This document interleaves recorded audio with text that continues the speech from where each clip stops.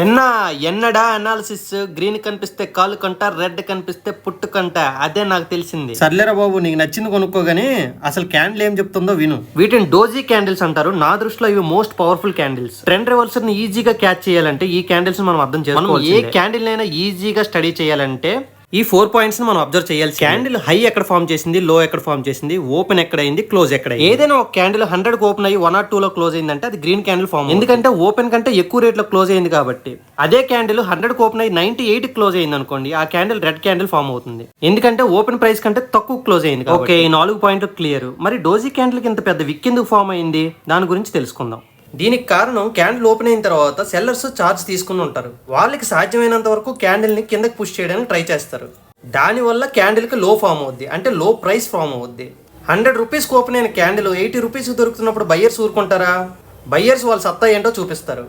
ఆ లో ప్రైసెస్ నుంచి సాలిడ్ బయింగ్ స్టార్ట్ అవుద్ది, సెల్లర్స్ని డామినేట్ చేస్తారు. దీంతో క్యాండిల్ ఆల్మోస్ట్ ఓపెన్ దగ్గర క్లోజ్ అవుద్ది. సో క్యాండిల్ లో నుంచి ఇంత పైకి విక్ ఫార్మేషన్ కారణం ఎవరు? బయ్యర్స్. సో ఈ క్యాండిల్ సిగ్నల్ ఏంటి?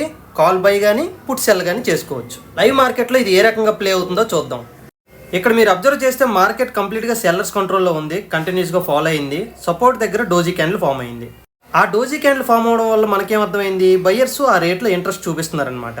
బట్ ఇమీడియట్గా ఎంటర్ అయిపోకుండా డోజీ క్యాండిల్కి అబోవ్ సెకండ్ క్యాండిల్ ఆ థర్డ్ క్యాండిల్ క్లోజ్ అయిన తర్వాత ఎంట్రీ తీసుకోండి, కన్ఫర్మేషన్ తీసుకుంది. డోజీ క్యాండిల్ కలర్తో సంబంధం లేదు, అది long wick indicates buyers dominance. ఇప్పుడు డోజీ క్యాండిల్స్ లో సెకండ్ ప్యాటర్న్ ఏంటంటే gravestone doji candle. Dragonfly డోజీలో మనం బయ్యర్స్ డామినెన్స్ చూసాం కదా, ఇప్పుడు గ్రేవ్ స్టోన్ డోజీలో మన సెల్లర్స్ డామినెన్స్ ఏ విధంగా ఉంటుందో చూద్దాం. అది ఏ క్యాండిల్ ఫామ్ అయినా సరే మనం క్యాండిల్ అర్థం చేసుకునే లాంగ్వేజ్ అయితే మాత్రం ఒకటే. మనం అర్థం చేసుకోవాల్సింది హై, లో, open, close of the candle. ఈ గ్రేవ్ స్టోన్ డోజీలో మనం ఈ 4 పాయింట్స్ కూడా అబ్జర్వ్ చేసుకుందాం. ఇక్కడ కూడా సేమ్ లాంగ్వేజ్. ఓపెన్ కంటే క్లోజ్ ఎక్కువ రేట్లో క్లోజ్ అయితే అది గ్రీన్ క్యాండిల్ ఫామ్ అవుతుంది. ఓపెన్ కంటే క్లోజ్ తక్కువ రేట్లో క్లోజ్ అయితే అది రెడ్ క్యాండిల్ ఫామ్ అవుతుంది. మరి అప్ సైడ్ నుంచి లాంగ్ వీక్ కారణం ఏంటి? ఇక్కడ ఏం జరిగి ఉంటుంది? ఏదైనా రెసిస్టెన్స్ దగ్గర బయ్యర్స్ అగ్రెసివ్ గా బ్రేక్అవుట్ ఇవ్వడానికి ట్రై చేసి ఉంటారు. దానివల్ల క్యాండిల్ హై అక్కడ ఫామ్ అయింది, అంటే అక్కడ ఆప్షన్ హై రేట్లో దొరుకుతుంది అనమాట. 100 రూపీస్ ఉండాల్సిన ప్రైస్ 120 రూపీస్కి సెల్ చేయడానికి అవైలబుల్గా ఉన్నప్పుడు సెల్లర్స్ ఊరుకుంటారా? హై రేట్లో సెల్ చేసి లో రేట్లో బై చేయడానికి సెల్లర్స్ డామినెన్స్ చూపిస్తారు. అప్పుడు బయ్యర్స్ వాటం నొప్పుకుంటారు. దానివల్ల ఈ విక్ ఫామ్ అవుతుంది. సో దిస్ విక్ ఇండికేట్స్ సెల్లర్స్ డామినెన్స్. అప్పుడు మనం ఏం చేయాలి? మార్కెట్ డౌన్ సైడ్ మూవ్ అవుద్ది కాబట్టి అయితే పుట్ ఆప్షన్ బై చేయాలి, లేదంటే కాల్ ఆప్షన్ సెల్ చేసుకోవాలి. సో లైవ్ మార్కెట్లో ఏ రకంగా ఉంటుందో చూసేద్దాం. ఇక్కడ మార్కెట్ ఓపెన్ అవ్వడమే గ్రేవియార్డ్ డోజీతో ఓపెన్ అయింది, అంటే మార్కెట్ సెల్లర్స్ కంట్రోల్లో ఉంది. మనం కూడా వాళ్ళ వైపు వెళ్ళిపోతే మంచిదే కదా. సో ఆ క్యాండిల్ లో బ్రేక్ అయిన తర్వాత ఎంటర్ అయ్యి మనం మూమెంట్ని క్యాచ్ చేసుకోవడమే.